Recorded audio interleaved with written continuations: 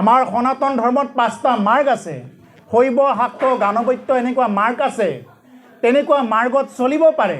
এইটো কোনো ধৰণৰ আমি কোনো কাৰো হেঙাৰ হ'ব নালাগে, কোনো কাৰো আমি হেঙাৰ হ'ব নাযাওঁ। কিন্তু কথাটো হ'ল, কোন এনেকুৱা যুক্তি আছে যি যুক্তিত আপুনি জগতম্বাৰ ওচৰত বোলে হে আই যা দেৱী সৰ্বভূতেষু মাতৃৰূপেণ সংস্থিতা নমস্তস্য নমো নমঃ বুলি বোলে যিগৰাকী দেৱীৰ ওচৰত মানে তেওঁক মাতৃ বুলি সম্বোধন কৰা হয়, এনেকুৱা মাতৃ আছে যি মাতৃয়ে সন্তানৰ ৰক্ত পান কৰি ভাল পায়? এনেকুৱা কোন মাতৃ আছে? যদি কোনোবা মাতৃ এনেকুৱাকৈ সন্তানৰ ৰক্ত পান কৰি ভাল পায়, তেওঁ কোনো ধৰণৰ মাতৃয়েই নহয়। কোনোবাই পান কৰিব নেকি এনেকুৱাকৈ? কোনোবা আইসকলে এতিয়া কোনোবা সন্তানৰ তেজ পান কৰে নেকি? গতিকে সেই জগতম্বাই কি কৰে? তেওঁ ৰক্ত পান নকৰে। এইবিলাক মানুহে বিভিন্ন যুক্তি দেখুৱায় জিভাৰ তৃপ্তিৰ কাৰণে অমাত জীৱবিলাকক তেনেকুৱাকৈ মাৰে। তেতিয়া ছাগলীটোৱে কি কয় জানে? ছাগলীটোৱে কয়, মই ঘাঁহখিনি খাই থাকোঁতেই মোৰ আজি মৃত্যু ইমান কষ্টকৰ, মই সাধাৰণ ঘাঁহ বনকেইডাল খাই থাকোঁতে মোৰ মৃত্যু ইমান কষ্টকৰ যে যিয়ে মোক কাটিছে, যিয়ে মোক কটাব আনিছে, যিয়ে মোক কাটিবৰ কাৰণে উদগনি দিছে, তেওঁৰ মৃত্যু আৰু কিমান কষ্ট আৰু ভয়ানক হ'ব, এই বুলি ছাগলীটোৱে সন্তুষ্টি লাভ কৰে। মই ঘাঁহকেইডাল খোৱাৰ কাৰণে মই জীৱনত একো পাপেই কৰা নাই, কাকো মাৰি কাটি খাব যোৱা নাই, তথাপি মই ঘাঁহ বনকেইডাল খাওঁতে মোৰ এনেকুৱা মৰণ হ'ল। গতিকে যিয়ে নেকি এনেকুৱাকৈ মাৰিবৰ কাৰণে যিয়ে নেকি কূটনৈতিক ৰচনা কৰিছে অমাত জীৱৰ ওপৰত, তেওঁৰ মৃত্যু কিমান ভয়ানক হ'ব তেওঁ জানিব। নাৰদ মুনিয়ে সেইকাৰণে কি কৈছিলে? এই কথাখিনি যে পুৰঞ্জন আখ্যানক এই কথাখিনি খুব সুন্দৰকৈ তেওঁ বৰ্ণনা কৰিছে। এই কথাখিনি প্ৰাচীন বৈৰিক ৰজাৰ আগত এই কথাখিনি খুব সুন্দৰকৈ ব্যাখ্যা কৰিছে। দেৱৰ্ষি নাৰদে কৈছে, হে ৰাজন, তুমি যি নেকি অমাত জীৱবিলাকক ইমান দিনে বলি দিলা, চোৱা। নাৰদে কি ক'লে? আমি যেনেকুৱা টিভি চাই থাকোঁ, ক'ৰবাত কিবা হ'লে লাইভ চলি থাকে, ডাইৰেক্ট দেখুৱাই থাকে নহয়, তেনেকুৱা কি কৰিলে? নাৰদে দৈৱ শক্তিৰ বলত তেনেকুৱাকৈ আনি দিলে। আনি ৰজা প্ৰাচীন বৈৰিকৰ আগত কৈছে, হে ৰাজন, চোৱা, তুমি যিমানবিলাক জীৱ বধ কৰিলা, সকলো জীৱ একপাত ত্ৰিশূল লৈ, কোনোবাই ধেনুকাৰ লৈ, কোনোবাই লাঠি জোং লৈ তোমালৈ বাট চাই আছে। আহক কেতিয়া প্ৰাচীন বৈৰিক আহে, তাক হানি কাটি মাৰিম। গতিকে তেতিয়া প্ৰাচীন বৈৰিক ৰজাই বুজি পাইছিল প্ৰভুসকল এইবিলাক ভাগৱতৰ কথা, এইবিলাক আমি বনাই কোৱা কথা নহয়। গতিকে সেইকাৰণে আমি যে যিবিলাক নেকি বাঘ সিংহ আছে, সিহঁততো জীৱ, সিহঁতকতো বলি দিব লাগে। সিহঁতক কিয় বলি নিদিয়ে? তাৰমানে সিহঁতক ধৰিব নোৱাৰে। বাৰু ঠিক আছে, বাঘ সিংহ ধৰিব নোৱাৰে, স্বৰ্গ প্ৰাপ্তিৰ কাৰণেতো এইবিলাক কৰিছে, বৈকুণ্ঠটো কেতিয়াও নাপায়। স্বৰ্গ পাবৰ কাৰণে যদি বলি দি যদি স্বৰ্গ পায়, আপুনি নিজৰ ল'ৰাটোক ছোৱালীটোক কিয় কাটি দিব পৰা নাই? বা আপুনি নিজেই কিয় কটা যোৱা নাই তাতে? বোলে হে জগদম্বা, মই নিজে কাটা যাওঁ, বোলে মই স্বৰ্গ পাওঁ, কিয় যোৱা নাই? এইবিলাক হ'ল মানুহৰ একোটা বেলেগ যুক্তি। গতিকে সেইকাৰণে প্ৰভুসকল জনা বুজা মানুহে জগদম্বাক পূজা কৰিব পাৰে, এইটো আমি বাধাৰ কাৰক হ'ব নাযাওঁ, কিন্তু তেনেকুৱা পূজা নহয়। শিৱক পূজা কৰিব পাৰে, কিন্তু শিৱক ঘোটা ভাঙি নহয়। শিৱক কি কৰিব লাগে? শিৱক এজন বৈষ্ণৱ হিচাপত তেনেকুৱাকৈ নাম গাই সেৱা কৰিব লাগে। গতিকে সেইকাৰণে যে আমি ঈশ্বৰ প্ৰাপ্তিৰ কাৰণে যিমান যি নকৰোঁ কিয়, প্ৰত্যেকটো বস্তুৰ মূলতে আছে কি? কেৱল হৰিনাম, কেৱল হৰিনাম, কৃষ্ণ নাম, ৰাম নাম। ৰাম নাম বাদে কলিযুগত আৰু বেলেগ গতি নাই।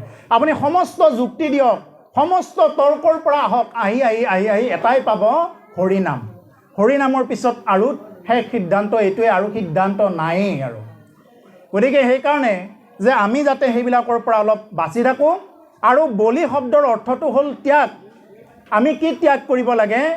এটা পঠা ছাগলীৰ ভিতৰত যিটো আকুৰিক স্বভাৱ থাকে, মানুহৰ ভিতৰতো আছে, এইটো বলি দিব লাগে। হে দেৱী আই, মই আজিৰ পৰা এই যিটো লেতেৰা স্বভাৱ, এইটো মই বলি দিছোঁ। পাৰতো, মহটো, এনেকুৱা যিবিলাক জীৱ আছে, সেই জীৱবিলাকৰ ভিতৰত যিবিলাক আকুৰিক স্বভাৱ আছে, এইবিলাক মানুহৰ ভিতৰতো আছে। গতিকে সেইকাৰণে কি কৰিব লাগে? এইবিলাকহে আমি কি কৰিব লাগে? দেৱীৰ ওচৰত বলি দিব লাগে। কিন্তু কাটি মাৰি তাৰ ৰক্ত পান কৰিলে কোনোবাই জানো তেনেকুৱা বলি খালে বা তেওঁ তেনেকুৱাকৈ কৰিলে জানো কিবা জগতৰ উপকাৰ হ'ব? গতিকে হেন জানি প্ৰভুসকল, এইটো আপোনালোকলৈ এৰিছোঁ। যদি ভাল লাগে গ্ৰহণ কৰিব, যদি বেয়া লাগে ইমানতে সেইখিনি এৰি দিব কৃষ্ণ এতিয়া কৈছে নিতে বলি বিশ্ব পাঞ্চ যজ্ঞ কাছৰে তাহাৰ চৰ্তব্য কথা আছে সংখ্যাত হৰি বিমুখৰ হৈ ব্যৰ্থে আয়ুপাত বুলি কৈছে যিসকল হৰি বিমুখী লোক যিয়ে নেকি হৰিৰ কথাত বিমুখ হৈ থাকে মুখ নকৰে হৰিৰ কথাত কাণ নাপাতে তেওঁৰ আয়ুবিলাক বোলে মিছাতেই লৈ আছে মিছাতেই বাস কৰি আছে আৰু কৈছে যে হৰি বিমুখৰ ব্যৰ্থে আয়ুপাত যিসকল হৰি বিমুখী হৰি ফালে কি নকৰে তেওঁলোকে মুখ নকৰে যিফালে ভকত আহিছে ভকত আহিলে তেওঁ কি নকৰে সেইফালে যাব নোখোজে কোনোবাই কৃষ্ণৰ কথা কৈ আছে কাণখন বেলেগ পিনে লৈ গৈ আছে যদি ইন্দ্ৰিয়বিলাকক আমি যদি এক কৰিব নোৱাৰোঁ তেতিয়াহ'লে আমাৰ ভাগৱত যিমান শুনিলেও এইবিলাকে কাম নহ'ব গতিকে আমি এইবিলাক কথা শুনি যদি আমি ল'ব পাৰোঁ তেতিয়া আমাৰ কি হ'ব জ্ঞান বিজ্ঞান তদং ৰহস্যত পৰিণত হ'ব যদি আমি এইবিলাক ল'ব নোৱাৰোঁ কেৱল মুখস্থহে কৰোঁ এইবিলাকেই হৈ থাকিব জ্ঞান গতিকে আমি জ্ঞানৰ পৰা আমি বিজ্ঞানলৈ যাব লাগিব অৰ্থাৎ আমি এইবিলাক ল'ব লাগিব কেনেকৈ ল'ব লাগিব তদং আমি কি তদং আমি জীৱনত পাৰ্টকৈ আমি গোটেই জীৱনত এই বস্তুবিলাক খাপ খুৱাই ল'ব লাগিব নে ভাল ক'লে নে বেয়া ক'লে যদি ভাল কথা বুলি ভাবোঁ এইবিলাক কথা আমাৰ জীৱনত কি কৰিব লাগে গ্ৰহণ কৰিব লাগে কৃষ্ণ তেতিয়াহে আমি আমাৰ জীৱনৰ আচল ৰহস্যবিলাক বুজি পাম গতিকে কৈছে যে যিসকল হৰি বিমুখী লোক তেওঁলোকৰ আয়ুসবিলাক এনেই বৃথাতে নাগ হৈ যায় তাকে গীতাৰ ৩য় স্কন্ধত এই কথাখিনি কৈছে যে যিয়ে নেকি ঈশ্বৰ সেৱা নকৰিলে হৰি ভক্তি নকৰিলে তেওঁ কি বুলি কৈছে যে তেওঁ জীৱন্ততে আত্মঘাতী বুলি কৈছে আহক এইফালে আহক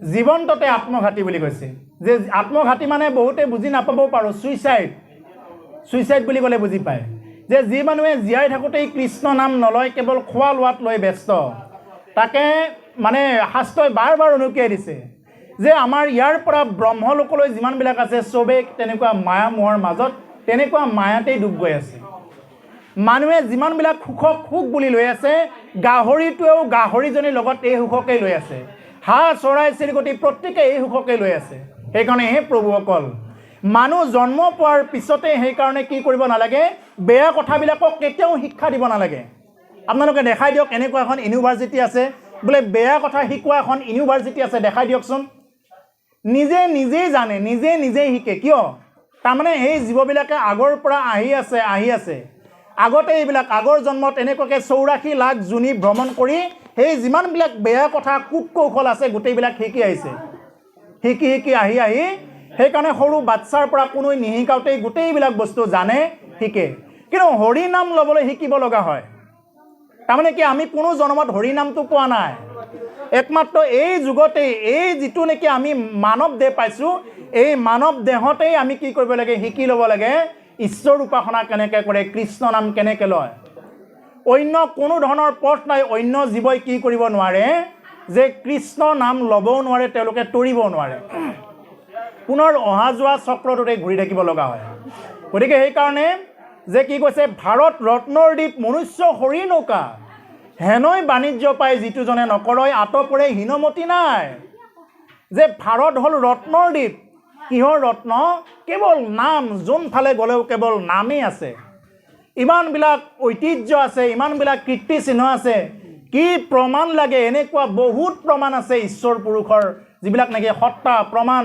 তেওঁ যিমানবিলাক ঠাইত গৈছে কি আছে সেই ঐতিহ্যপূৰ্ণ ক্ষেত্ৰ এতিয়া দ্বাৰকা নগৰী সাগৰৰ তলত মানে এতিয়া বিজ্ঞানীসকলে ৰিচাৰ্চ কৰি পাইছে কিন্তু দ্বাৰকাৰ কথা আমাক শাস্ত্ৰত আগতেই কৈ থৈ গৈছে দ্বাৰকাপুৰী যে এনেকুৱা সাগৰত বুৰ গৈ আছে গতিকে এতিয়া দ্বাৰকাপুৰীখন কি কৰিছে ফটো মাৰি আমাক দেখুৱাইছে আমি মোবাইলত টানি চালেই পাওঁ নিজে যাব নোৱাৰিলেও সাগৰৰ তলত বুৰ যোৱা দ্বাৰকাপুৰীও আমি দেখিব পাওঁ এতিয়া গতিকে সেইকাৰণে ঈশ্বৰ পুৰুষ এই ভাৰতবৰ্ষত বিদ্যমান হৈ আছে সেইকাৰণে ভাৰত ৰত্নৰ দ্বীপ মনুষ্য হৰি নৌকা এই ৰত্নৰ দ্বীপত পাৰ হ'বৰ কাৰণে মনুষ্য হৰিৰেই হ'ল নৌকা হেনৈ বাণিজ্য পায় যিটোজনে নকৰয় এনেকুৱাও বনিজ পায় এনেকুৱা এখন বেপাৰ পায় যি লোকে নকৰয় আতপৰে মূঢ়মতি নাই হীনমতি নাই কুমতি নাই ইয়াতকৈ আৰু দুৰ্মতি কুমতি আৰু কোন আছে কেৱল নাম ল'ব লাগে, কৃষ্ণ নাম ল'ব লাগে, ৰাম নাম ল'ব লাগে, তাকে নকৰি কি কৰি থাকোঁ আমি বিষয় ভোগত সদায় আমি মজি থাকোঁ। কেৱল বিষয় ভোগত মজি থকাৰ কাৰণত আমি ঈশ্বৰ সেৱাৰ পৰা, ঈশ্বৰ সাধনাৰ পৰা আমি কি পাওঁ, আমি বহুত দূৰলৈ আমি পিছুৱাই যাব লগা হয়। কৃষ্ণ। হে ৰাম দিন ভৈলে ধন কুটুম বৰ চিন্তা কৰে, নিদ্ৰাস্তি আলাপে ৰাতিৰো হৰে।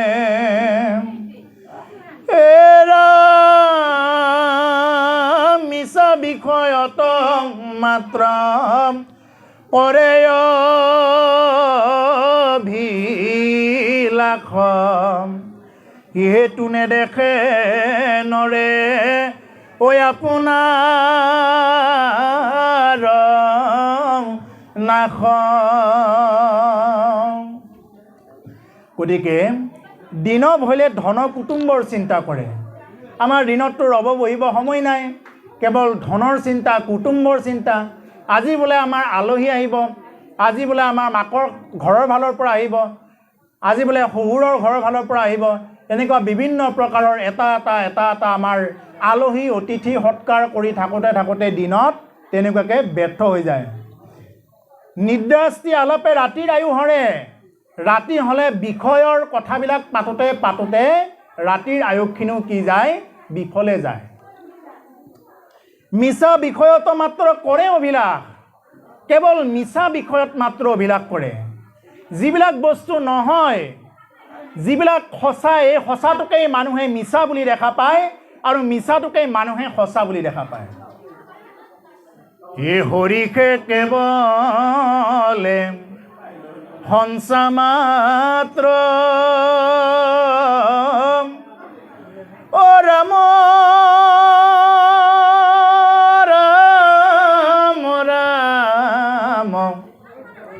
ৰাম ৰাম তান্তবিনে মিছা যত দে সিহুনি মানে। হৰিয়েই কেৱল সঁচা, তাৰ বাহিৰে আমি যিমানবিলাক দেখি আছোঁ, শুনি আছোঁ, কোনোবাই বোলে বিৰাট ডাঙৰ ঘৰ বনালে, কোনোবাই বোলে ভালেকেইখন গাড়ী ল'লে, কোনোবাই বোলে বিৰাট দামী কাপোৰ পিন্ধিছে, চব মিছা। কেৱল হৰিয়েই হ'ল সঁচা। আনকি আমাৰ দেহাটো হ'ল মিছা। যিটো দেহাত আমি মই মোৰ কৰি মৰি আছোঁ, এই দেহাটো হ'ল মিছা। কোনোবাই লৈ যাব পাৰিবনে? এনেকুৱা এজন লোক দেখুৱাই দিয়ক যি লোকে এই দেহাটো লৈ যাব পাৰিছে, খুব সুন্দৰকৈ লৈ যাব পাৰিছে। পাৰিছে নেকি কোনোবাই? সশৰীৰে স্বৰ্গলৈ যাব পাৰিছে নেকি? বা বৈকুণ্ঠগামী হ'ব পাৰিছে নেকি? কোনেও নোৱাৰে। বৈকুণ্ঠটো বাদে দিয়ক, স্বৰ্গও নোৱাৰে সশৰীৰে যাবৰ কাৰণে। গতিকে সেইকাৰণে যে আমাৰ এই দেহাটো হ'ল মাটিৰ দেহা, মলৰ দেহা। এই মাটিৰ দেহাটো ইয়াতেই থৈ যাব লাগিব। এই নাম লোৱা ও মলৰ দেহা নহয় যুগমীয়া, ও নাম লোৱা নহয় দেহা, ও সোণে ৰূপে গঢ়া। এই দেহাটো হ'ল মলৰ দেহা, সমস্ত ফালে মলৰ দেহা। এই দেহাটোক লৈ সেইকাৰণে আমি ইমান গৌৰৱ কৰিব নালাগে। মিছা দেহাটোক লৈ ইমান গৌৰৱ কৰিব নালাগে। এই দেহাটোৰ ভিতৰত কি আছোঁ? মই আছোঁ কাৰণেহে এই দেহাটো কি হৈ থাকিব পাৰিছোঁ, মানে দেহাটো চলা ফুৰা কৰি লৈ ফুৰাব পাৰিছোঁ, মই থকাৰ কাৰণে। এতিয়া আপোনালোকে প্ৰত্যেকে ভাবক, মই থকাৰ কাৰণে। কোন মই? প্ৰভুসকল, আৰু বেছি সময় নাই। যিসকলে কথা কৈ আছে আপোনালোকক আমনি নিদিওঁ আৰু বৰ বেছি সময় নাথাকোঁ, এৰিমেই আৰু বৰ বিশেষ সময় নাই। অতি তাৎপৰ্যপূৰ্ণ মই এটা কথা এতিয়া ক'ব ওলাইছোঁ আৰু অকণমান সময় আছোঁ, বৰ বিশেষ সময় নাথাকোঁ। আমাৰ এই দেহাটো মই আৰু মোৰ এই দুটা পাৰ্থক্য আছে। অতি গুৰুত্ব সহকাৰে সেইটো শুনিব, দেহাৰ ওপৰত মানে এই বস্তুটো বুজি পাব যে মই আৰু মোৰ মই আছোঁ কাৰণেহে এই দেহাটো আছে। আপোনালোক প্ৰত্যেকে ভাবক, মই আছোঁ। কোন মই কৈ আছোঁ? মই মানে সেইজন ঈশ্বৰ পুৰুষৰ এটা অংশ, যি হ'ল আত্মা। মই কৈ আছোঁ, মই থকাৰ কাৰণে এই দেহাটো আছে। হাত ভৰিবিলাক লৰাব পাৰিছোঁ, কথা ক'ব পাৰিছোঁ, ক'ৰবাত চলা ফুৰা কৰিব পাৰিছোঁ, মই থকাৰ কাৰণে। মই এতিয়া যদি ওলাই যাব লগা হয়, আপুনি যিমানেই দামী বিচনাত নোসোমাওক কিয়, যিমানেই আপুনি কিবা নহওক কিয়, যিমান যিয়েই নহওক, যিমান আপুনি পদবীধাৰী ব্যক্তিয়েই নহওক লাগিলে, উলিয়াই কি কৰিব? অতি সোনকালে উলিয়াই শ্মশানলৈ অতি সোনকালে লৈ যাব, যোনেই নহওক। গতিকে সেইকাৰণে ইয়াৰ ভিতৰৰ পৰা কোনে কৈ আছোঁ? মই। এতিয়া আপোনালোক বুজি পাবৰ কাৰণে মই এটা কথা কৈ আছোঁ। হাতখন কাৰ হাত? কাৰ বুলি কওঁ বাৰু? এই হাতখন কাৰ হাত? মোৰ হাত বুলি কওঁ। ভৰিখন কাৰ ভৰি? মোৰ ভৰি। পেটটো কাৰ? মোৰ পেট। চকুকেইটা মোৰ চকু। মই চকু বুলি নকওঁ। মই কওঁ নেকি এনেকৈ? মই চকু, মই হাত, মই ভৰি, মই পেট, এনেকুৱা কওঁ নেকি? নকওঁ। তাৰমানে মই আৰু মোৰ পেটটো বা মোৰ দেহাটো সম্পূৰ্ণ বেলেগ বেলেগ। বুজি পালে নহয়? আৰু অকণমান ভিতৰৰ ফালে গৈ কৈ আছোঁ, বোলে আজি মোৰ মন নাই দিয়ক, আজি মই ভাগৱত অনুষ্ঠানত নাযাওঁ, মোৰ মনটো নাই। তাৰমানে মনটোও মোৰ নহয়। মই বুদ্ধি কৰিছোঁ, বুদ্ধিটো কাৰ? মোৰ। মইহে কৰিছোঁ এইটো। তাৰমানে মই আৰু মোৰ দেহাটো সম্পূৰ্ণ বেলেগ বেলেগ, একো নাই। চিত্ত, বুদ্ধি, মন, অহংকাৰ এইবিলাকো নহয়। মই আৰু মোৰ দেহাটো সম্পূৰ্ণ পৃথক। সেইকাৰণে মিছা দেহাটোক লৈ ইমানবিলাক চিন্তা কৰিব নালাগে, ইমান সদায় মজি থাকিব নালাগে। যি দেহাটো পাইছা, চাই থাকোঁতেই তোমাৰ কিচকিচীয়া চুলিকেইডাল এডাল এডালকৈ পকি যাব। চাই থাকোঁতেই তুমি চুবাই থকা দাঁতকেইটা এটা এটাকৈ হলুক ধুলুক হৈ যাব। চাই থাকোঁতেই তুমি যিটো কাঠিত লচ পচকৈ উঠিব পাৰিছিলা, যিটো ঘৰলৈ একদম পূৰা দপদপাই যাব পাৰিছিলা, তাৰ পৰা দপদপাই নামি আহিব পাৰিছিলা, কোনোবা দুজন মানে ধৰি ধৰি লৈ যাব লাগিব, যিটো পুৰঞ্জন আখ্যানত কৈছে। লৈ গৈ ধৰি ধৰি লৈ গৈ থাকোঁতে এটা ভয় নামৰ এটা ৰাক্ষসীয়ে পাব, বোলে ক'ৰবাত পৰিমে নেকি, ক'ৰবাত পৰি মই দুখে পাম নেকি, হাড়া ভাঙিব নেকি। এইটো সদায় ভয় থাকিব। এদিন নহয় এদিন সেই ভয়ে পাব। আজি কোনোবা ডেকা চেঙেৰা যুৱক যুৱতীয়ে ক'ব পাৰিব, বোলে মোৰ ভক্তি কৰাৰ বয়স হোৱা নাই, কিন্তু এদিন পাব এই মচলাটো, যে হেন জানি শিশু হ'ব এৰিয়া নকৰ্ম, কৰিও কুমাৰকালে ভাগৱত ধৰ্ম। প্ৰহ্লাদে শিশুসকলক কৈছে, হে শিশুসকল, ভাগৱত ধৰ্ম কি কৰা? কুমাৰ কালৰ পৰাই, অন্ততঃ পাৰিলে 10-12 বছৰ বয়সৰ পৰাই কি কৰিব লাগে? শৰণ লৈ তেনেকুৱাকৈ চলিব লাগে। আমি শৰণ লৈ তেনেকুৱাকৈ চলিব লাগে, তেতিয়াহে আমাৰ কি হ'ব? আমাৰ প্ৰকৃত ভাগৱত ভক্তি জাগ্ৰত হ'ব। আজি ইয়াতে যিকেইটা ফুল দিছে, ইমান ধুনীয়া ধুনীয়া ফুল দিছে, এইকেইটা ফুল যদি ক'ৰবাত যদি মৰা ফুলকেইটা দি থাকিলে হয়, পচা ফুল দিলে হয়, আমি এনেকৈ ভাল পালোঁ হয়নে? আমি কাৰোৰে চকুত ভাল নালাগিলহেঁতেন আমাৰ।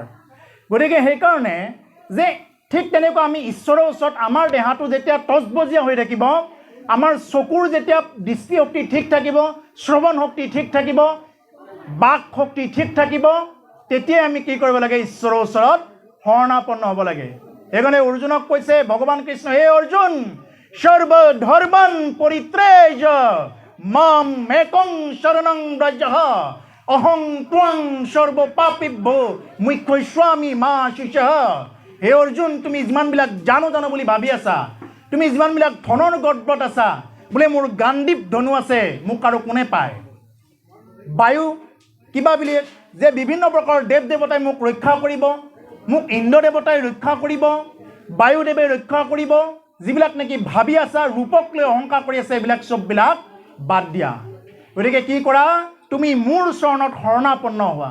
আৰু প্ৰভুসকল, এই শৰণ শব্দটো এই গীতাৰ যুগৰ পৰাই আছে, তেতিয়াৰ পৰাই শৰণ দিয়াৰ ব্যৱস্থা আছে, যি নেকি আমাক মহাপুৰুষ কৃপালু গুৰুজনে এতিয়া আমাক আকৌ খুব সুন্দৰকৈ নৱবৈষ্ণৱ ধৰ্ম নাম দি কেৱল শৰণ নামেৰে, একশৰণ নামেৰে হৰিনাম ধৰ্ম কি কৰিছে? ব্যক্ত কৰি আছে, প্ৰচাৰ চলাই আছে, যে আমাক গুৰুজনাই দি থৈ দিছে। কিন্তু আমাৰ দুৰ্ভাগ্য, আজি ইমান বছৰ হৈ গ'ল, আমি আজিও বুজি উঠা নাই। আজিও বুজাব লগা হৈছে মানুহক একশৰণৰ বিষয়ে, আজিও আমি কৃষ্ণ ভক্তিৰ কথা বুজাব লগা হৈছে। এই হ'ল আমাৰ আটাইতকৈ দুৰ্ভাগ্যৰ কথা। গতিকে সেইকাৰণে সেই প্ৰভুসকল, এই জনমত কেৱল আমাৰ এই দেহাটো আমি লাগি থাকিলেই নহয়, আমি কেৱল ঈশ্বৰ ভক্তি কৰিব লাগে, কৃষ্ণ নাম ৰাম নাম লৈ আমি চলিব লাগে। ৰাম নাম বাদে কোনেও পণ্ডিত কোনো পণ্ডিতালি কৰি কিবা কৰি কোনেও কি কৰিব নোৱাৰে, গতি দিব নোৱাৰে। তাৰ কাৰণে কৈছে নামঘোষাত মাধৱ পুৰুষে কৈছে, এই তপজপ তীৰ্থৱত যোগ জাগ যজ্ঞ দানম কাকনো মৰে মৃত্যু বেলা ও মৰন্তা জনক বেঢ়ি বোলে সবে ৰাম বোলা ও হেন নাম এতিখন হেলা। তুমি যিমানেই তপ নকৰা কিয়, যিমানেই যাগ যজ্ঞ নকৰা কিয়, পূজা পাতল নকৰা কিয়, মৰন্তা জনক বেঢ়ি বোলে সবে ৰাম বোলা হেন নাম এতিখন হেলা। মৰাজনক কি বুলি কয়? যিসকল মৰিব ওলাই, চাব লক্ষ্য কৰিব, হে আই এবাৰ কৃষ্ণ বুলি কোৱা না, হে পিতা হে ককা এবাৰ কৃষ্ণ বুলি কোৱা, এবাৰ ৰাম বুলি কোৱা, এই বুলি কয়নে নকয়? নে কোনোবাই অম্বা অম্বা বুলি কৰ বুলি কয় নেকি? নকয়। তেতিয়া কিন্তু কেৱল কৃষ্ণহে ৰাখে। তেতিয়া ৰাম নাম সত্য হে এই বুলি পেলাই প্ৰশাসন কৰি ফুৰে, কেৱল ৰাম নাম সত্যটো তেতিয়া বুজি পায়। কিন্তু জীয়াই থকা কেইটাই ৰাম নাম সত্য নে সত্য জীয়াই থকা দিনকেইটাত বুজি নাপায়। যিসকলে শোভাযাত্ৰা কৰি ফুৰে বডিটো লৈ, তেওঁলোকে ৰাম নাম সত্য হে বুলি প্ৰশাসন কৰি ফুৰে, কিন্তু তেওঁলোকে আহি পেলাই আকৌ কি বুজি নাপায়, ৰাম নাম সত্য আছিল নে অসত্য আছিল, মুখেৰে কি ক'লে একো বুজি নাপায়। সেই শিক্ষাৰ কাম নাই। গতিকে কৈছে যে তুমি যিমানেই তপ যাগ যজ্ঞ নকৰা কিয়, মৰন্তা জনক বেৰি বোলে সবে ৰাম বোলা, মৰন্তা জনক বেৰি লৈ সকলোৱে ৰাম নাম বোলা বুলি কয়। হেন নাম এতিখন হেলা। সেই নাম এতিয়া কিয় হেলা কৰি আছা হে প্ৰভুসকল, হে আইসকল? যে ৰাম নাম কেতিয়াও হেলা কৰা বিষয়বস্তু নহয়। আজি হাঁহি আছোঁ, ক'বওতো নোৱাৰোঁ কালি বা কি আছে হাই। আজি আমি হাঁহি আছোঁ, কথা কৈ আছোঁ, হাঁহি মাতি থাকিব পাৰোঁ, কালি কি হ'ব আমি কোনেও একো ক'ব নোৱাৰোঁ। সেইকাৰণে প্ৰত্যেকটো সময়তে আমি কি কৰিব লাগে? কৃষ্ণ নাম ৰাম নাম এই ভাৱটো অন্তত ৰাখিব লাগে। কৃষ্ণ হে ৰাম হেন জানি যাৰ ইচ্ছা মুখ্য ক সৰ্বথা পৰীক্ষিত তেৱে শুনিও ক কৃষ্ণ কথা দিবে চিত্ত কৃষ্ণ গুণম নাম কীৰ্তনত কৃষ্ণ ৰেখে পাদ পদ্মম স্মৰিবে মন। গতিকে হেন জানি যাৰ ইচ্ছা মুখ্যক সৰ্বথা, এতিয়া কৈছে হেন জানি সেই সভাসদসকল যাৰ নেকি মুক্তি পোৱাৰ কাৰণে ইচ্ছা আছে বা যিয়ে নেকি মুক্তি পাব খোজে, তেওঁলোকে কি কৰিব লাগে? যে পৰীক্ষিত তেৱে শুনিও ক কৃষ্ণ কথা। পৰীক্ষিতে যেনেদৰে কৃষ্ণ কথা শ্ৰৱণ কৰিছিলে, আমিও তেনেদৰে কৃষ্ণ কথা শ্ৰৱণ কৰিব লাগে। শ্ৰৱণ মানে কাণেৰে শুনা। আমি কাণেৰে শুনিলেই কি কৰিব পাৰোঁ? বহুত যজ্ঞ, যিমান যাগ যজ্ঞ আছে, অশ্বমেধ যজ্ঞ, হাজাৰ হাজাৰ অশ্বমেধ যজ্ঞৰ ফল আমি এনেকৈ চকীত বহি শুনি থাকি, কৃষ্ণ কথা শুনি থাকিও আমি কি কৰিব পাৰোঁ? তাৰ ফলটো আমি লাভ কৰিব পাৰোঁ। যদি কোনোবাই একান্ত মানে যদি শ্ৰদ্ধা সহকাৰে যদি কোনোবাই এই ভাগৱত কথা যদি এবাৰ শ্ৰৱণ কৰে, তেওঁ শত শত যাগ যজ্ঞ পূজা পাৰ্বণৰ বা শত শত অশ্বমেধ যজ্ঞৰ ফল তেওঁৰ জীৱনত প্ৰাপ্ত হয়। গতিকে সেইকাৰণে দিবে চিত্ত কৃষ্ণ গুণ নাম কীৰ্তনত কৃষ্ণ ৰেখে পাদ পদ্ম স্মৰিবে মনত। গতিকে যে কি কৰিব লাগিব? দিবে চিত্ত কৃষ্ণ গুণ কীৰ্তনত, কৃষ্ণৰ গুণ আৰু কীৰ্তনত আমি চিত্তটো অৰ্পণ কৰিব লাগিব।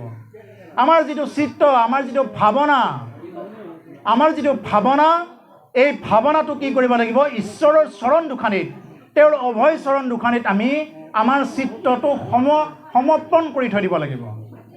এই সমৰ্পণে হ'ল শৰণ। এই শৰণ চাৰা আমাৰ ভকতি এৱা ঘটৰ জল বুলি কৈছে। যদি দেৰি হৈছে আপোনালোকে এটা ছিগনেল দি দিব নে কিবা?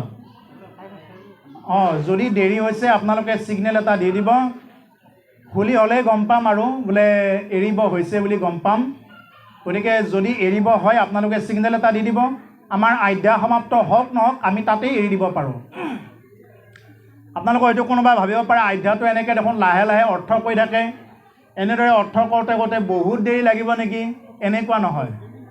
যেতিয়া নেকি আপোনালোকে ভাবে বোলে ইমানতে সমাপ্ত কৰিব পৰা হৈছে এজনে কৈ দিব আমি তেতিয়া আমি লগে লগে আমি সমাপ্ত কৰি দিম বুলি হ'লে গম পাম গতিকে সেইকাৰণে এতিয়া কৈছে যে আমি সেইবিলাক মংগল পাব লাগিলে আমি ঈশ্বৰৰ ওচৰত মন প্ৰাণ সমস্ত অৰ্পণ কৰি দিব লাগিব হে ৰাম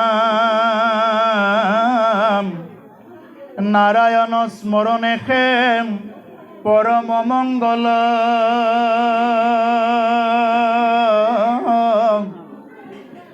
এহি মানে জীৱন ততে জন্মৰ সামফল অন্তকালে হৰি স্মৰে যিটো ভাগ্যৱন্ত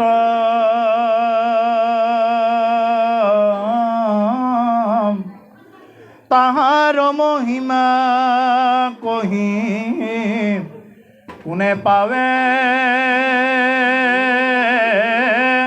অন্তৰা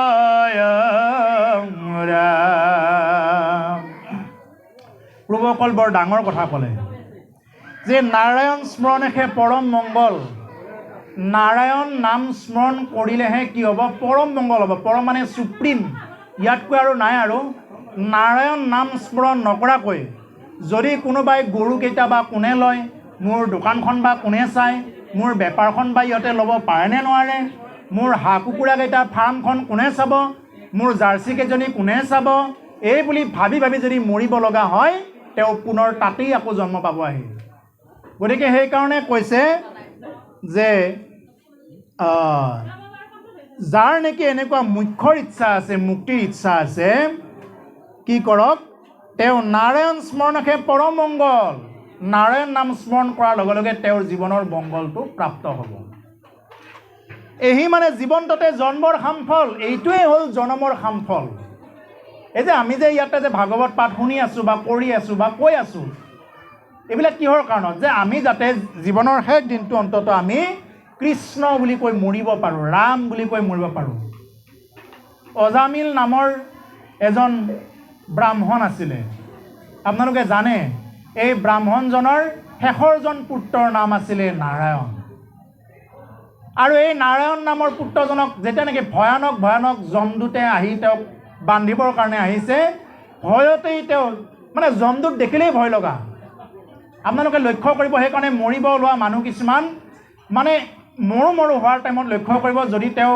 তেনেকুৱাকৈ যদি কিবা বেয়া কাম কৰে হঠাতে তেওঁ আকৌ চকমক খাই উঠিব আকৌ তেওঁ মৰাৰ নিচিনাই পাব আকৌ তেওঁ চকামকাকৈ তেওঁ একদম ভয় খাই উঠিব কিহৰ কাৰণে ভয় খায় যমদূত আহে সেইখিনিত যদি কোনোবাই কিবা কাৰণত যদি নাৰায়ণ বুলি ক'ব পাৰিলে বা তেওঁ যদি কিবা কাৰণত নাৰায়ণ বুলি ল'লে নামটো তেওঁৰ কিন্তু মংগল সিমানতে আহিব ঠিক তেনেকুৱা এইখিনি সময়ত অজামিলেও কি কৰিছিলে বাপা নাৰায়ণ আছোনে বুলি কি কৰিলে পুতেক নাৰায়ণক মাতিলে একে সৰু পুতেকজনৰ নাম আছিল নাৰায়ণ সেই নাৰায়ণক একদম শেষৰ বয়সত বুঢ়া বয়সত পাইছে আৰু বুঢ়া বয়সত পাই কি কৰিছে নাৰায়ণক খাওঁতেও নাৰায়ণে বাপা নাৰায়ণ খাৱা আকৌ ৰাতি শোৱাৰ টাইমতো কি কৰে বাপা নাৰায়ণ আমি একেলগে থাকোৱা এই বুলি পেলাই কেৱল নাৰায়ণহে নাৰায়ণ কিন্তু ঈশ্বৰ নাৰায়ণক তেওঁ মতা নাছিলে পুতেক নাৰায়ণক মাতিছিলে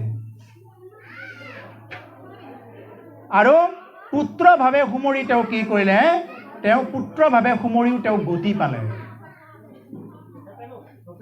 ধন্য ধন্য কলিকাল ধন্য নৰতনু ভাল ধন্য ধন্য ভাৰত ৰিখে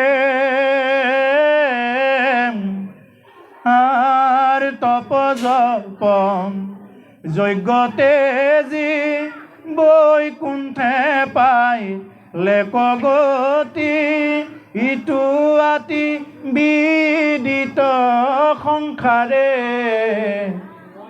কৈছে নহয় যে কেৱল তপ জপ যাগ যজ্ঞ ত্যাগ কৰিও তেওঁ একো নকৰাকৈ সেইজন অজামিল নামৰ ব্ৰাহ্মণে কি কৰিলে নাৰায়ণ নাম স্মৰণ কৰি গতি পালে এক বিপ্ৰ অজামিল ও মন্দমতি দাৰুণ পুত্ৰ ভাবে সুমৰিত মাকং আৰ কৰ্মবন্ধ পৰিণাশ বৈকুণ্ঠে পাই লেকবাস ইটো আতি বিদিত সংসাৰে আছে নহয় যে যে নাৰায়ণ বুলি মাতি পুত্ৰভাৱে স্মৰণ কৰিও কি কৰিছিলে তেওঁ গতি পাইছিলে গতিকে হে প্ৰভুসকল আমি যদি মৃত্যুৰ সময়ত যদি এবাৰ যদি কৃষ্ণ বুলি ক'ব পাৰোঁ ৰাম বুলি ক'ব পাৰোঁ আমাৰ গতি হ'বই কিন্তু আমাক তাকে নকৰি আমাৰ বিষয়ী লোকবিলাকে কি কৰে আমাক নাৰায়ণ বুলিব নিদিয়ে আমাক ৰাম বুলিব নিদিয়ে কৃষ্ণ বুলিব নিদিয়ে কি বুলিব দিয়ে তই মোক চিনি পাইছা এই আই মোক চিনি পাইছা এই বুলি পেলাই চিনাকি দিব যায় আমাৰ বংশ কুটুম্বই চিনাকি দিব যায় মৰাৰ সময়তো ভালকৈ মৰিব নিদিয়ে যে তোমাক চিনি পালোঁ ইমান দিন তুমি কিমান কি মানুহ হয় তোমাক চিনি পালোঁ আৰু মৰিব আৰু 1-2 দিন পিছত বা 1 ঘণ্টা 2 ঘণ্টা পিছত মৰিব এটা চিনাকি দিবৰ কাৰণে আমাৰ পৰিয়ালবিলাক বংশ কুটুম্ব গোটেইবিলাক আহিব মোক চিনি পাইছা এই আই এই পিতা মোক চিনি পাইছা মই কোন হয় তুমি চিনাকি দি কি হ'ব তুমি চিনাকি দিব লাগিছিলে ঈশ্বৰক বোলে ঈশ্বৰ বুলি কোৱা কৃষ্ণ বুলি কোৱা ৰাম বুলি কোৱা তেতিয়া আকৌ আমাৰ আকৌ কেইটামানে আহি ক'ব বোলে কিবা খাইবা কিবা জোল তোল খাওঁ খাওঁ লাগছিবা এই বুলি বোলে কি কৰিব আৰু কিবা জোল খুৱাই দিব ৰস খুৱাই দিব এই কিবা খাইবা এই বুলি বোলে কিবা ৰস এটা খুৱাই দিব কিবাকে গলটোৰে উশাহ নিশাহ লৈ আছে আৰু গলটোৰে উশাহ নিশাহ লৈ থকাৰ সময়খিনিতে ঠিকছে পানীখিনি বাকি দিলে মৌ ঘি এসোপামান গলৰ গুৰত বাকি দিছে বিভিন্ন প্ৰকাৰৰ চব্জিৰ জোল মাংসৰ জোল বাকি দিয়াৰ লগে লগে কি হৈ গ'ল গলটোত সোপা মাৰি ধৰি তেওঁ মৰি গ'ল আৰু আমাৰ সমাজত তেওঁৱে কৈ ফুৰিব কি ইয়ে আমাৰ ভাগ্যই ভালে বাপা মোলেই ৰৈ আছিল বুলি ক'ব এই আই মোলেই ৰৈ আছিল আমাৰ পিতা ময়ো পানী দিছোঁ আমাৰ পিতাও মৰিলে মোৰ ভাগ্য ভাল এই বুলি কি কৰিব যে মানুহৰ আগত তেনেকৈ কৈ ফুৰিব তোমাৰ ভাগ্য ভাল নহয় তেওঁৰ এই যিজন মৰিল তেওঁৰ ভাগ্য বেয়া আছিল যে তোমাৰ নিচিনা এজন গৈ ঠিকছে পানী সোপা দিলা দিয়াৰ লগে লগে গলটো সোপা মাৰি ধৰি তেওঁ মৰি গ'ল গতিকে মৰিব ওলোৱা মানুহ এজনৰ ওচৰত আমি কি কৰিব লাগে কেৱল ক'ব লাগে যে হে আই তুমি কৃষ্ণ বুলি কোৱা ৰাম বুলি কোৱা কৃষ্ণ বুলি কোৱা এইহে কথা যদি তেওঁ ক'ব নোৱাৰে আমি সোঁৱৰাই দিব লাগে কোৱা যদি সেইখিনিও সোঁৱৰাই দিব নোৱাৰি অন্ততঃ তেওঁৰ শোৱনি কোঠাটোত গৈ তেওঁৰ গাটোত স্পৰ্শ কৰি হ'লেও বা তেওঁৰ বিচনাখনত স্পৰ্শ কৰি হ'লেও কেৱল নাম জপ কৰিব লাগে কৃষ্ণ নাম ৰাম নাম জপ কৰিব লাগে এনেকৈ জপ কৰিলেও তেওঁ কি কৰিব তেওঁ যিমানখিনি কিবা যদি পাপ তাপ আছে অনন্ত জন্মত কৰি অহা পাপ তাপৰ পৰা তেওঁ ৰেহাই পাব পাৰে কিন্তু আমাৰ মানুহবিলাকে তাকে নাজানি জোলত ব্যস্ত থাকোঁতে এই মানুহজনক তেনেকুৱাকৈ পঠায় এই হ'ল আমাৰ সাংসাৰিক মানুহবিলাকৰ কাম গতিকে আমি এনেকুৱা এখন সংসাৰত তেনেকুৱাকৈ বাস কৰি আহিছোঁ কোনেও আমাক কি নকৰে হৰি ভক্তিৰ ফালে লৈ যাবৰ কাৰণে উৎসাহ উদ্গনি নিদিয়ে আৰু মৰাৰ সময়তো কোনেও সেই উৎসাহটো নিদিয়ে বসু পক্ষী তাৰা হবে প্ৰহৰে প্ৰহৰে ডাকে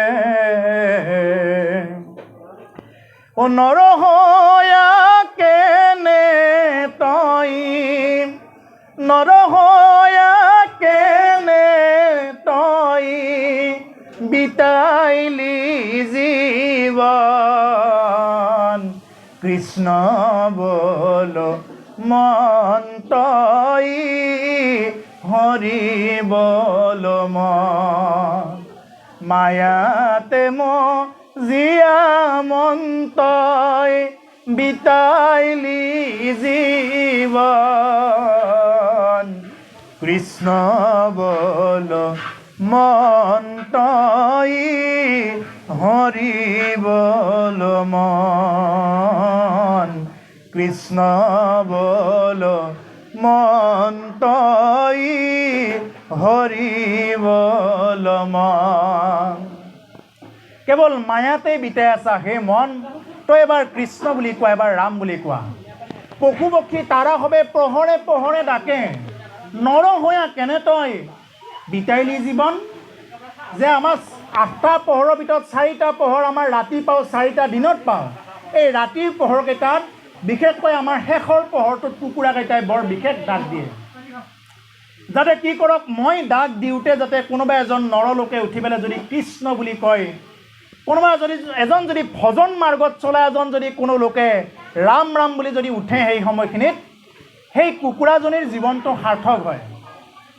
সেইকাৰণে সেইখিনি সময়ত কুকুৰাই মাতে, কেতিয়াবা হাঁহকেইটাইও অকণমান মাত মাতিব আৰম্ভ কৰে, বা বিভিন্ন প্ৰকাৰৰ অন্যান্য বনৰীয়া পশু পক্ষী জীৱ জন্তুবিলাকেও পোহৰে পোহৰে ডাকে, মাতে।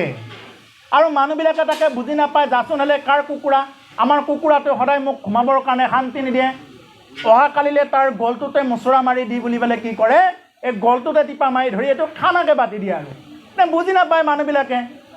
সেইকাৰণে কৈছে যে পোহৰে পোহৰে ডাকে কুকুৰাজনীয়ে, কিয় জানে যে আপোনাৰ মোৰ দৰে কোনোবা এজনে যদি ৰাতিপুৱা সেই পোহৰত উঠি যদি কোনোবাই তেনেকুৱা ব্ৰহ্ম মুহূৰ্তত উঠি যদি এবাৰ যদি কৃষ্ণ বুলি কওঁ, ৰাম বুলি কওঁ, সেই জীৱকেইটা সাৰ্থকতা।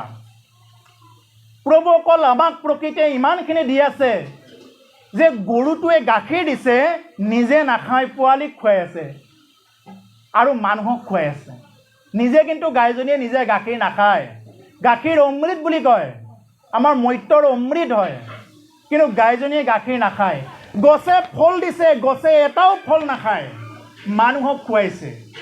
নদীয়ে পানী দিছে, কেৱল বৈ গৈছে, কেৱল বৈ গৈছে, যাতে প্ৰকৃতিৰ জীৱ জন্তু মানুহৰ যাতে কি হয়, উপকাৰ হয়। গছে বৃহৎ পৰিমাণে অক্সিজেন দিছে, আৰু মানুহবিলাকে তাকে নকৰি আজি এডাল গছ কাটিছে, কালি এডাল গছ কাটিছে, কাটি কাটি এতিয়া গৰমৰ তাপত 38 ডিগ্ৰী চেলচিয়াছ 40 ডিগ্ৰী চেলচিয়াছ ৰ'ব নোৱাৰে মানুহে। অহাবাৰ হয়তো 40ৰ পৰা ওপৰত মাৰিব যেন লাগিছে, যিটো হিচাপত গছ গছনি কাটিছে। প্ৰভু অকল গছ ৰোৱাৰ আমাৰ দৰকাৰ নাই, গছ যদি আমি নাকাটো কোনেও, তেতিয়াহ'লে গছ এনেই ৰোপণ হ'ব, প্ৰকৃতিত গছ এনেই গজি থাকিব, কিন্তু আমি কাটিব নালাগে। কিন্তু যধে মধে এটা ৰাস্তা বনোৱাৰ নামত, কোনোবাই ঘৰ বনোৱাৰ নামত, প্ৰকল্প কৰাৰ নামত যধে মধে গছ গছনিবিলাক তহিলং কৰি দিয়াৰ পিছত আমি এতিয়া কিছুদিন আগতে আমি এই এটা দুৰ্ভোগ ভোগ কৰিলোঁ যে 38 ডিগ্ৰী চেলচিয়াছত আমাৰ ইয়াতে থাকিব লগা হৈছে, যিখিনি নেকি আমি সহ্য কৰিব নোৱাৰা এটা অৱস্থা। গতিকে সেইকাৰণে প্ৰভু অকল প্ৰকৃতিয়ে ইমান সুন্দৰকৈ আমাক তেনেকুৱাকৈ বস্তুবিলাক দি আছে, তথাপি আমি প্ৰকৃতিৰ লগত আমি সেইবিলাক কিন্তু আমি ধাৰ মাৰিব লাগিব। আমি যিবিলাক বস্তু এতিয়া পাই আছোঁ প্ৰকৃতিৰ পৰা, নাভাবিব যে এইবিলাক বস্তু আমি এনেই কিবা ধাৰ নমৰাকৈ যাব পাৰিম, এইটো কিন্তু কোনেও ভাবি নল'ব। আমি যে গছৰ পৰা অক্সিজেন পাই আছোঁ, আমি যদি এনেই যদি অক্সিজেনখিনি লৈ থাকোঁ, আমি যদি গছক তাৰ বিনিময়ত যদি এবাৰ কৃষ্ণ বুলি কৈ যদি গছক যদি আমি গছক যদি আমি যদি এটা উপৰি জনম এটা দিব নোৱাৰোঁ, জনমটো যদি আপগ্ৰেড কৰাব নোৱাৰোঁ, তেতিয়াহ'লে কিন্তু সেই গছজোপাই কিন্তু অভিশাপ দিব। আমি গাইজনীৰ গাখীৰ খাই আছোঁ, এবাৰ যদি কৃষ্ণ বুলি কৈ গাইজনীক যদি এটা আপগ্ৰেড কৰাব পৰা নাই তেওঁৰ জীৱনটোক, তেতিয়াহ'লে কিন্তু আমাৰ কিন্তু সেইটো থাকি যাব। সেইকাৰণে আমাৰ এইবিলাক পাপবিলাক লাগি থাকে, এইবিলাক পাপৰ পৰা কোনেও খণ্ডন হ'ব নোৱাৰে। কিন্তু এই পাপবিলাকৰ পৰাও খণ্ডন হ'বৰ কাৰণে এটাই উপায় আমাক শাস্ত্ৰ দিছে, হৰি নাম হৰি নাম হৰি নামে হৰ, হৰি নামে কৰি আছে জগত উদ্ধাৰ। কেৱল হৰি নাম হৰি নামে সাৰ বুলি কৈছে। হৰি নাম বাহিৰে আৰু দ্বিতীয়টো গতি নাই। আমি যিমানবিলাক পশু পক্ষীৰ পৰা বা গছ গছনিৰ পৰা এই বায়ুমণ্ডলটো, এই পৰিৱেশটো পাইছোঁ, আমাৰ আত্মীয় বন্ধু কুটুম্বৰ পৰা পাইছোঁ। বোলে কোনোবা এজন বন্ধুৱে মোক জীৱনত বহুত সহায় কৰি দিছে, যিমানবিলাক বন্ধুৱে সহায় কৰি দিছে, প্ৰত্যেকৰ কাৰণে আপুনি মই কি কৰিব লাগিব, সেইবিলাক কিন্তু পৰিশোধ কৰিব লাগিব। এইবিলাক যদি আমি ধাৰ খাই যাব লগা হয়, টকাৰ ধাৰটোৱে ধাৰ নহয়, প্ৰভুসকলে এইটো ভুল নকৰিব। কোনোবা এজন বন্ধুৱে ৰাস্তাটো দেখাই দিছে, বোলে ৰাস্তাটো এনেকৈ যাওক, সেইটো কিন্তু আমি এটা ধাৰ খালোঁ, বোলে তেওঁ দেখুৱাই দিছে নহয়, অকণমান সময় লছ কৰি হ'লেওতো তেওঁ আমাক ৰাস্তাটো দেখুৱাই দিছে, পথটো। গতিকে সেইজনৰ ওচৰত আমি কিবা এটা অকণমান নিমিত্তৰ কাৰণে হ'লেও ঋণী। গতিকে তেওঁৰ ঋণটো বুজাবৰ কাৰণেও কেৱল হৰি নামেহে পাৰে। সেইকাৰণে বেদ শাস্ত্ৰ, সমস্ত বেদ শাস্ত্ৰ বেদাংগ আপুনি যিমানেই তত্ত্বদৰ্শী নহওক কিয়, এটাই কৈছে যে নাম উচ্চাৰণ নকৰাকৈ, হৰি নাম নোলোৱাকৈ কোনেও এইবিলাক পাপৰ পৰা বা এইবিলাক ধাৰৰ পৰা বা এইবিলাক ঋণৰ পৰা কোনেও মুক্ত হ'ব নোৱাৰে। গতিকে সেইকাৰণে প্ৰভুসকল আমি যাতে কেৱল কৃষ্ণ ৰাম নাম লৈ থাকিব পাৰোঁ। কৃষ্ণ। এতিয়া কৈছে যে এহি মানে জীৱন্ততে জন্মৰ হামফল অন্তকালে হৰিস্মৰে যিটো ভাগ্যৱন্ত তাহাৰ মহিমা কহি কোনে পাৱে অন্ত যিয়ে নেকি জীৱনৰ শেষ সময়ত কৃষ্ণ বুলি কৈ মৰিব পাৰে ভগৱানে নিজেই কৈছে কৃষ্ণ কৃষ্ণ বুলি কৈ দিয়াৰ লগে লগে ভগৱানে নিজেই মানে তেওঁ ঠাৰ হৈছে নেকি বুলি ভাবে মই ঠাৰ খালো নেকি বুলি ভাবে হয় কৃষ্ণ হয় শ্লোক আছে এই 4টা শ্লোকৰ পিছতে সমাপ্ত হ'ব যিহেতু আমাৰ আজি আমাৰ লগোৱা আহাৰ বা প্ৰসাদ মুঠি হৈছে এই প্ৰসাদখিনি আমি ল'ব লাগিব আৰু আমাৰ অনুষ্ঠানো আৰম্ভ কৰোঁতে আজি যথেষ্ট দেৰি হ'ল প্ৰায় 1:30 বাজি গৈছে গতিকে যিকি নহওক বতৰ প্ৰতিকূল অৱস্থা আপোনালোকে যিখিনি পাইছে এইখিনিকে বহুত বুলি গ্ৰহণ কৰিব আমাৰ যিখিনি গুৰু কৃপাত সাধ্য হৈছে এই সাধ্য অনুযায়ী অকণো কৃপণালী নকৰাকৈ আপোনালোকক যিমানখিনি পাৰি সিমানখিনি আমি দিবৰ কাৰণে চেষ্টা কৰিছোঁ এইখিনিকেই জীৱনত বহুত বুলি গ্ৰহণ কৰিব আৰু যদি গ্ৰহণ কৰিব লগা বুলি ভাবে এইখিনি গ্ৰহণেই কৰি লৈ যাব ঘৰলৈ আৰু যদি বৰ্জনীয় এইবিলাক কথাৰ কাম নাই বুলি ভাবে এইবিলাক কথা ইয়াতেই থৈ যাব এইটো আপোনালোকলৈ আমি এৰিলোঁ গতিকে যি কি নহওক প্ৰভুসকল আমাৰ আৰু শেষৰ 4টা শ্লোক আছে এইখিনিৰ পিছতে আমি ভাগৱতৰ বিৰাম দিম কৃষ্ণ হে ৰাম যিটো ব্ৰহ্মময় দেখে জগত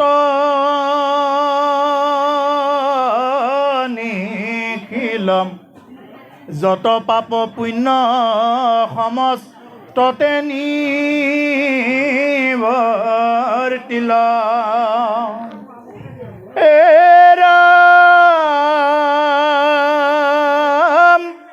হৰিৰ কথাত তাৰ ৰতি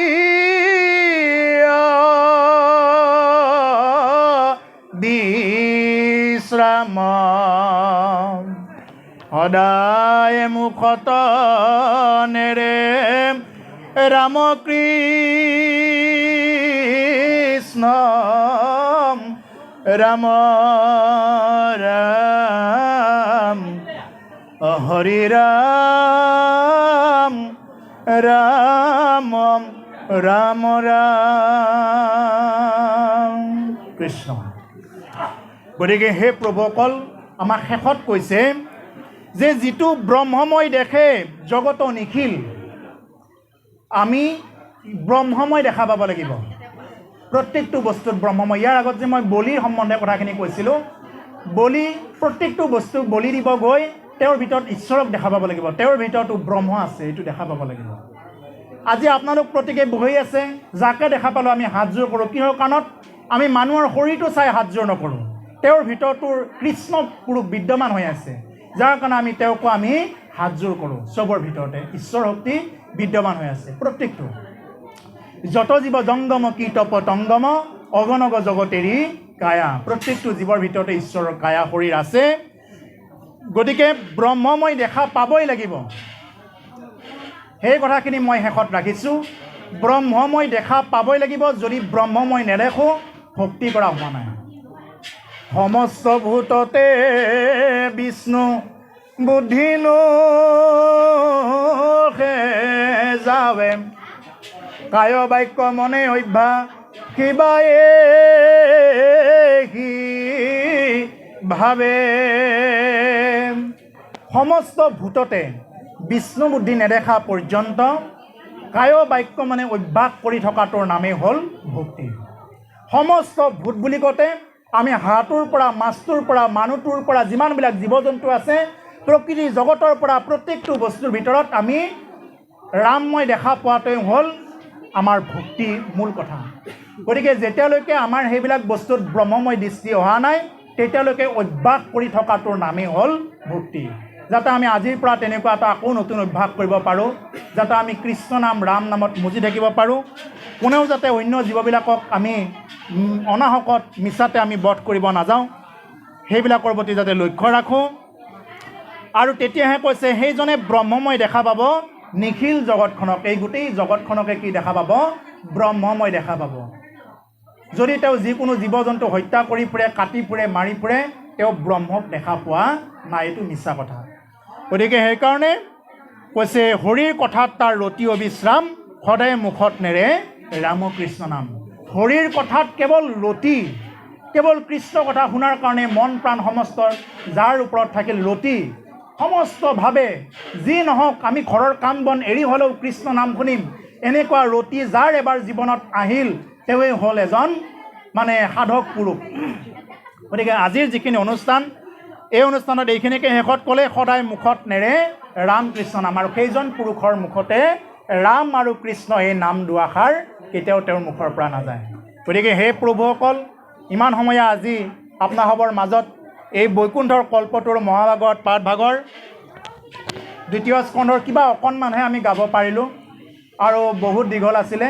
গতিকে যি কি নহওক আজি আৰু সময়ো নাই, সময়টো তাকৰ হ'ল আৰু লগতে আকৌ আমি গুৰু জয়ন্তীৰ পিছদিনা আপোনাসৱৰ মাজতে আকৌ আহিম। আমাৰ কল্পত শইকীয়া বাপজনাই ক'ব এই কথাখিনি এড্ৰেছটো দিব, মই খুব সম্পূৰ্ণ এড্ৰেছটো নাজানিম বাৰু, পাহৰি গ'লোঁ। গতিকে যি কি নহওক মহাপুৰুষীয়া সমাজে তেনেকুৱাকৈ তেওঁলোকে আয়োজন কৰিছে, সেই অনুষ্ঠানটোত আকৌ দেখা হ'ম, আকৌ তেনেকুৱাকৈ কৃষ্ণ